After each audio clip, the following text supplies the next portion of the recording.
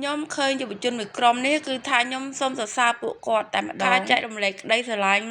ការជួយការផ្ដល់ឲ្យឬក៏ការធ្វើបុណ្យមិនចាំបាច់តតែយើងមានតតែយើងសល់អីទេបងប្អូនមើលតែយុវជនមួយក្រុមនេះណាគឺថាគាត់មកកាត់សក់ឲ្យក្មេងៗនៅសាលារៀន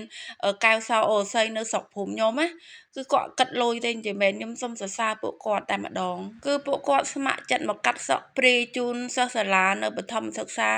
កៅសោអូស័យនឹងតែម្ដងខ្ញុំសូមសរសើរពួកគាត់មែនតើនិយាយទៅទោះបីជាខ្ញុំផ្ដាសាយក៏ដោយគឺថាពាក់ម៉ាស់ទៅថតពួកគាត់ផ្ដិតយកវីដេអូពីពួកគាត់មកដូចស្អីគឺថាខ្ញុំសូមសរសើរទឹកចិត្តពួកគាត់ដែលថាគាត់មកកាត់សក់ព្រាយជូនក្មេងៗអញ្ចឹងណាខ្ញុំសូមសរសើរមែនតើកាត់សក់និយាយទៅគឺម៉ូដស្អាតតែម្ដងហើយនិយាយទៅសិស្សសាលាក្មេងៗគឺថា